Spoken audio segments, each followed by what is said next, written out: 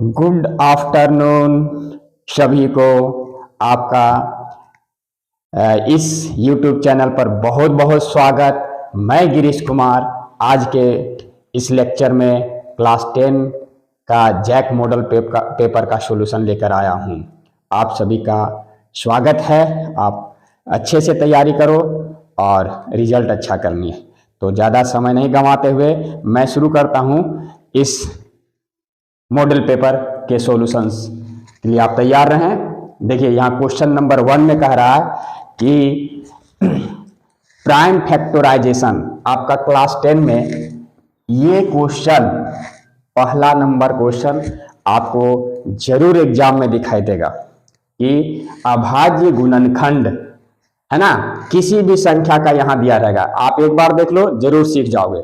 अभाज्य गुणनखंड देखो ये 156 है ना। इसको क्या करना है, कुछ नहीं करना है। इसको जैसे हम लोग एलसीएम निकालते हैं, लघुत्तम समापवर्त निकालते हैं, सबसे पहले उसी तरह से हम इसको निकालेंगे। और प्राइम फैक्टराइजेशन क्या है, अभाज्य संख्या क्या है कि जिसका वैसी संख्या जिसका सिर्फ और सिर्फ 2 गुणनखंड हो सकता है। Those numbers having only exactly 2 factors, one and itself, एक स्वयं का और एक यही दोनों के अलावा वो किसी से और भाग नहीं लगे, तो वैसी संख्याओं को हम अभाज्य संख्या प्राइम नंबर कहते हैं। जैसे 2, 3, 5, 7 है ना वगैरह, और डॉट डॉट 11 वगैरह, इसी तरह से हम बढ़ते जाएंगे। तो यहां पर देखिए 2 एक प्राइम नंबर है। Smallest prime number is 2, smallest even prime number is 2। Okay, आपसे आप सुन के ध्यान रखोगे। इसको हम लोग जैसे इसको देखेंगे ऑप्शन में, जो 2 से हम डिवाइड करेंगे तो 2 7 14, 2 8 16, फिर 2 से अगर देंगे तो 2 3 जा जाएगा, 2 9 जा जाएगा, फिर प्राइम नंबर 3 से 13, अब नहीं जाएगा। तो देखिए इसको हम लोग लिख क्या सकते हैं दोस्तों, 2 × 2 × 3 × 13 है ना। तो देखिए यही मेरा प्राइम फैक्टर्स हो गया, इसी का ये गुणनखंड हो गया। इसमें कोई भी ऐसा डिजिट नहीं है जिसको हम इसको अपने आप और 1 के अलावे किसी तीसरी संख्या से भाग दे सकते हैं।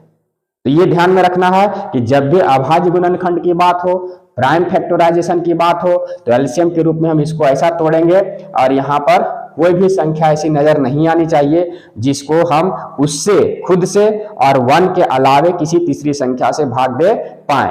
ओके, तो यही मेरा ये प्राइम फैक्टराइजेशन आया। अब देखिए कि ऑप्शन नंबर आपका 2 × 2 × 3 × 13 यहाँ ऑप्शन नंबर बी में है। आप इसको आंसर करोगे है ना। एग्जाम में कैसे लिखना है, एग्जाम पेपर में लिखना है क्वेश्चन नंबर 1 का ऑप्शन बी सही है ना। ये तरीका है, इसको आप जरूर अमल में लाओगे। ओके, अब देखो फिर से ये नेक्स्ट क्वेश्चन है मेरे पास। दूसरा नंबर क्वेश्चन है कि 6/15 का दशमलव प्रसार डेसिमल एक्सपेंशन कितना होगा, है ना।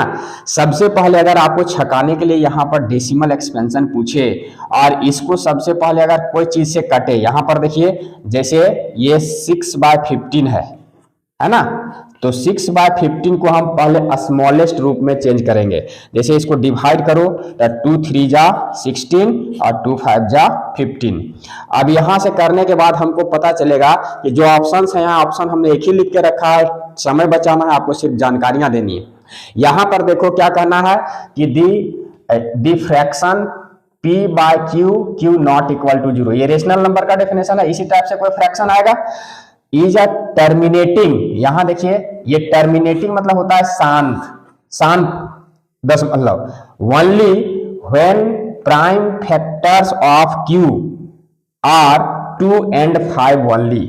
अगर हम ये q मतलब जो डिनोमिनेटर अर्थात हर में जो संख्या है उसका अगर हम प्राइम फैक्टर करें इस रूप से, तो वो प्राइम फैक्टर 2 और 5 के अलावे कुछ भी नहीं आना चाहिए, है ना। 2 और 5 आएगा प्राइम फैक्टर, तभी यहाँ प्राइम फैक्टर की बात कर रहे हैं, है ना। 1 मत करना, 1 तो प्राइम नहीं है। तो प्राइम फैक्टर 2 and 5 ओनली अगर इसी रूप में इसका गुणनखंड हो q का मतलब हर का डिनोमिनेटर का, तो हम उसको क्या बोलेंगे, टर्मिनेटिंग डेसिमल बोलेंगे, अदरवाइज उसको हम नॉन टर्मिनेटिंग बोलेंगे। जैसे कहने का मतलब यह हुआ कि ये q जो होगा यहां जो नीचे रहेगा वो 2 into 2 to the power m into 5 to the power n के रूप में लिखा हुआ होना चाहिए। कहने का मतलब कि जैसे यहां पर देखो ये 3 है, यहां पर 5, तो यहां कहिएगा कि यहां 2 आपको दिख नहीं रहा है, तो इसको हम लिख सकते हैं कि 2 का पावर 0 इंटू 5 का पावर 1। ओके, तो देखिए ये यहां पर पावर 0 आ गया। और किसी भी चीज का पावर अगर हम 0 करते हैं तो x टू दी पावर 0 इसका मान 1 होता है, आप सभी जानते हो। तो इसलिए यहां पर पावर 0 आ गया तो 1। अब देखिए यही फॉर्म में आ गया मेरा, ये है ना। तो ये किसी भी शांत दशमलव का डिनोमिनेटर हर जो होता है ये 2 to the power m into 5 to the power n इसी रूप में होगा। आप इसको अच्छे से कर लेना, देख लेना कि अगर उसी फॉर्म में है 2 और 5 के अलावे 2 का पावर रहे, जो भी 2 3 4 5 का पावर कुछ भी रहे, मतलब हर हालत में इस फॉर्म में आए, m और n के जगह कोई भी इंटीजर हो सकता है। तो यहाँ पर जो है 2 और 5 के फॉर्म में अगर आए तो हम क्या कहेंगे कि ये जो डेसिमल है ये शांत है, दैट मीन्स टर्मिनेटिंग है। आपका ऑप्शन नंबर ए जो होगा यहाँ सही होगा। ओके, यहां तक सेकंड नंबर क्वेश्चन आपको समझ में आएगा, मैं उम्मीद करता हूं। ये शांत और अशांत दशमलव आपका क्लियर हो गया, ये भी आप देख सकते हो। यहां हम देखे हैं सेट का ये थर्ड नंबर क्वेश्चन। ये देखिए जैक मॉडल पेपर में दिया है, तो उसी टाइप में एक क्वेश्चन हमेशा हम लोग एक्सपीरियंस देखे हुए हैं 10 सालों का, कि एक क्वेश्चन ये हमेशा आता है 10th क्लास में के बोर्ड एग्जाम में, है ना, कि कोई भी फिगर यहाँ बना हुआ रहेगा इस टाइप से, तो आप इसको x एक्सिस y एक्सिस जानते हो। यहाँ पर हम तुरंत इसका ऑब्जेक्टिव टाइप का अगर क्वेश्चन रहे तो हम तुरंत कैसे पता करेंगे कि इसके कितने शून्यक होंगे, इसके कितने सॉल्यूशंस होंगे। तो अब आपको देखना क्या है कि जहां x एक्सिस पर टच हो, कोई भी ग्राफ x एक्सिस पर जितने बिंदु पर टच करे, कहां पर टच करे, x एक्सिस पर टच होना चाहिए, है ना, x एक्सिस पर कटना चाहिए। ठीक है, इसको हम लोग ध्यान में रखेंगे कि जहां ये ग्राफ जो है सो जहां जहां पर x एक्सिस पर टच करेगा जितना पॉइंट पर, वही इसका शून्यक होगा। बात में आ रही है। तो यहां पर देखो कि x एक्सिस को कितने जगह कट कर रहा है, ये 1 2 3 4 जगहों पर कट कर रहा है। तो यहां पर ऑप्शन 4 जहां है बी नंबर में, ये आपका सही होगा। ओके, तो जब भी आप याद रखोगे, वीडियो देख करके याद रखो कि जब भी x एक्सिस पर कोई ग्राफ जहां जहां कट करता है, जितने बिंदुओं पर कट करता है, वही उसका सॉल्यूशन होता है। तो यहां पर 4 बिंदुओं पर कट कर रहा है, तो इसका सॉल्यूशन नंबर ऑफ जीरोज कितना आएगा, 4 आएगा। ओके,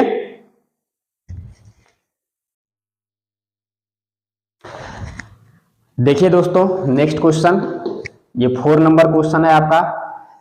ये क्वाड्रेटिक इक्वेशन द्विघात समीकरण के शून्यकों का योग, यहां देखिएगा ध्यान देने की बात है, यहाँ सम ऑफ जीरो मतलब इसका सॉल्यूशंस पहले करिए। हम इसका सॉल्यूशंस कैसे करते हैं दोस्तों, यहाँ आपको रफली सॉल्यूशंस करना है कि हम इसको क्या करते हैं कि जैसे फर्स्ट और लास्ट को मल्टीप्लाई करते हैं रफ में, तो 12x², इसको ऐसा तोड़ना है कि जोड़ने या घटाने से ये मिडिल टर्म आ जाए मेरा, ये क्या आ जाए, मिडिल टर्म, और मल्टीप्लाई करने से यही आना चाहिए, यहाँ प्लस प्लस प्लस है, इसको ध्यान देंगे। तो यहाँ देखिए यहाँ 7 लाना है, तो हम मेरे ख्याल से ये 3x और -4x के रूप में टूटेगा, तो माइनस माइनस प्लस 3 4 जा 12 हो जाएगा, और x और x x² आ जाएगा, और इसको जोड़ने से इजिकल टू माइनस, और ये -7x भी आ जाएगा, जो मिडिल टर्म मेरा आ रहा है ना। तो अब देखना इसको हम लोग तोड़ेंगे तो x² - 3x - 4x + 12 आएगा। तो दिस इंप्लाइज x कॉमन लेंगे तो x - 3, यहां से -4 हमको कॉमन लेना पड़ेगा, तो ये x और 4 तिया 12 आएगा, तो माइनस माइनस प्लस 12 होगा, ये क्लियर हो गया। यहां से क्या आएगा, x - 3 और x - 3 ये कॉमन आ जाएगा, है ना। और x माइनस 4 कॉमन आएगा, तो ये नंबर ऑफ जीरोज, मतलब इसमें इसका जीरोज पूछा है, सो दिस इंप्लाइज या तो ये पार्ट जीरो होगा, तो जब ये पार्ट जीरो होगा तो x का मान 3 आएगा, और जब ये पार्ट जीरो होगा तो x का मान 4 आएगा, है ना। तो देखिए यहाँ पर आया कितना x का वैल्यू, x का वैल्यू 3 और 4 आया, है ना, ये x का वैल्यू। अब यहाँ पर क्वेश्चन कह रहा है कि शून्यकों का योग, सम ऑफ जीरोज, तो ये दोनों शून्यक आए, अल्फा और बीटा, है ना, इसका जोड़ देखिए आ रहा है मेरा 4 और 3 7। क्लियर, बात में आ रही है ना। अब यहां पर देखिए ये डिटेल्स हम बता दिए इसको तोड़ने के लिए। अगर हम देखिए यहां, अगर हमें ट्रिक्स पता है कि शून्यकों का योग ये अल्फा प्लस बीटा, फॉर्मूला क्या होता है आप पढ़े होंगे थ्योरी में, माइनस बी बाय ए, तो यहां से भी आ जाएगा ये रिजल्ट माइनस, और b का कोफिशिएंट, x का कोफिशिएंट यहाँ कितना है, x का कोफिशिएंट है ये -7, तो यहां लिखेंगे हम -7 अपॉन a के जगह यहां पर क्या है, a के जगह यहां 1 है, x स्क्वायर का कोफिशिएंट यहां 1 है, तो this is equal to minus minus plus 7 by 1, मतलब ये 7 आएगा। तो यहाँ ये ऑप्शन नंबर बी मेरा सही है। हम दोनों तरीका से बता दिए। और मल्टीप्लीकेशन क्या होता है, product of zeros alpha into beta, ये c बाय ए, तो ये सब फॉर्मूला जो है सो अभी करंट आप दिमाग में रखोगे तो ये बहुत ही अच्छे से सेट हो जाएगा। क्योंकि आप एक बार अगर रिवीजन 1 घंटा 1.5 घंटा, कभी 10 मिनट, कभी अगर खाली टाइम मिले तो 5 मिनट 10 मिनट का वीडियो देखें, और इसको दिमाग में अगर वीडियो चलेगा तो हमको लगता है कि ये पूरा दिमाग में पिक्चर जैसा घूमेगा और आपको एग्जाम में बहुत ही मदद करेगा। नेक्स्ट क्वेश्चन है, हम ब्रीफली थोड़ा सा डिस्क्राइब कर दे रहे हैं थ्योरी को आपको ज्यादा समझ में आने के लिए। 5वां नंबर देखिए, ये इक्वेशन दिया हुआ है दो वेरिएबल्स का, है ना, ये a1x plus b1y plus c1 is equal to 0 और a2x plus b2y plus c2 is equal to 0। इसका क्वेश्चन कह रहा है कि का कोई हल नहीं होगा, ये मेरा ऑप्शन में दिया हुआ है। हम चारों ऑप्शन नहीं लिख पाए हैं जगह की कमी के कारण, आपको पूरा हम थोड़ा सा थ्योरी ब्रीफ करना चाहते हैं। देखिए कोई भी यहाँ थ्योरी दिमाग में आप रखोगे, कोई भी लाइन अगर क्या करे, इंटरसेक्ट करे, प्रतिच्छेद करे, तो देखिए इसका कंडीशन अगर ये दोनों लाइन जो है सो इंटरसेक्ट कर रहा है इस पॉइंट पर, प्रतिच्छेद कर रहा है इस पॉइंट पर, तो एक पॉइंट पर प्रतिच्छेद करने का मतलब उसका एक सॉल्यूशन होगा, सीधी सी बात है। तो केवल एक हल होगा। इसके लिए क्या करेंगे, देखिए x का कोफिशिएंट का रेशियो a1/a2 और b1/b2, y का कोफिशिएंट का रेशियो ये कभी भी बराबर नहीं आएगा। अगर ये बराबर नहीं आता है तो आप दोस्तों याद रखोगे कि इसका केवल एक हल होगा। ये दोनों कंडीशन दिमाग में सेट करना है। यहां पर ओवरलैपिंग संपाती, दो लाइंस जो है सो ओवरलैप टू ईच अदर, है ना, कि एक ही लाइन में वो मिल जाएगा। देखिए यहां पर दिया हुआ ये है और ये दोनों ओवरलैप कर गया, संपाती हो गया। तो यहां पर इसका कंडीशन क्या होगा कि a1/a2, b1/b2 और c1/c2, अगर ये तीनों रेशियो बराबर हो जाए तो इसके अनेक हल होंगे। मतलब आप खुद सोचो कि यहाँ अनेक हल मतलब बहुत सारा पॉइंट्स जो होगा उसको सेटिस्फाई करेगा, क्योंकि एक लाइन में यहाँ बहुत सारा पॉइंट्स जो है सो कॉमन आएगा। देखिए एक यहाँ पर बहुत सारे अनगिनत पॉइंट आए, है ना, यहाँ अनगिनत पॉइंट आएंगे, बिंदुएं आएंगे जो इसको सेटिस्फाई करेंगे। इसलिए ये रेशियो अगर बराबर है तो अनेक हल होगा, या फिर फिगर से आप देख सकते हो। तो इसको दिमाग में सेट करके रखना। तीसरा कंडीशन इसका है कि पैरेलल, आप रेलवे लाइन देखे हो, दोनों कभी भी चक्का मिल नहीं सकता। पहिया अगर मिल जाएगा तो रेलवे लाइन नहीं चलेगा। तो रेलवे लाइन क्या है, एक बेस्ट एग्जांपल है पैरेलल लाइंस का, है ना, पटरी। तो यहाँ दोनों अगर पैरेलल है, L parallel to M, clear, तब पैरेलल का मतलब समानांतर होता है, समांतर। तो इसका क्या कहानी है कि यहाँ पर कोई भी कहानी ऐसा जो है सो मतलब कोई भी पॉइंट इसको जो है सेटिस्फाई नहीं करेगा। देखिए कहीं भी ये मिलेगा ही नहीं। जब कोई आदमी का विचार ही नहीं मिलेगा तो कभी भी दोस्ती हो ही नहीं सकती है, और दोस्ती जब नहीं होगी तो सेम कंडीशन यहाँ है कि पैरेलल लाइन जो होते हैं वे उसका कोई हल नहीं होगा, क्योंकि कोई भी पॉइंट ये दोनों को सेटिस्फाई नहीं करेगा। तो इसका अगर हम मैथमेटिकल ये देखें तो ratio a1/a2 is equal to b1/b2 और नॉट इक्वल टू c1/c2, अगर ये कंडीशन आ जाए तो ये पैरेलल होगा अथवा इसका कोई हल नहीं होगा। बात समझ आ रही है? तो अब आप देखोगे अगर ये तीनों कंडीशन आपको पता हो गया तो क्या होगा कि यहाँ ऑप्शन देख के ही आपको टिक लगाने में सहूलियत हो जाएगी। देखिए ऑप्शन नंबर यहाँ ए में जो है ये कंडीशन सेटिस्फाई कर रहा है A1/A2 बराबर है B1/B2 not equal to C1/C2, तब इसका कोई हल नहीं होगा। इस कंडीशन में आप देख सकते हैं। तो लेकिन आपके जैक मॉडल पेपर का जो आंसर की है उसमें सी नंबर ऑप्शन को सही माना है, वो मिसप्रिंटिंग है दोस्तों, ये सी नहीं होगा, यहाँ पर ए होगा, है ना। तो इस तरह से आप ध्यान रखोगे तो आज ये अगर 5 क्वेश्चंस आपको बताए हैं 10-15 मिनट का वीडियो में आप देख करके इसको बनाओगे, आपको बहुत अच्छी तरह से, चूंकि हमने हल्का हल्का थ्योरी को भी डिस्क्राइब किया है, इससे आपको उसके अगल बगल के नॉलेज भी मिलते जाएंगे, जिससे आपको सॉल्यूशंस, ऑब्जेक्टिव्स ये सब में बहुत ज्यादा मदद मिलेगी। Thank you. फिर मिलेंगे हम नेक्स्ट वीडियो के साथ। ओके।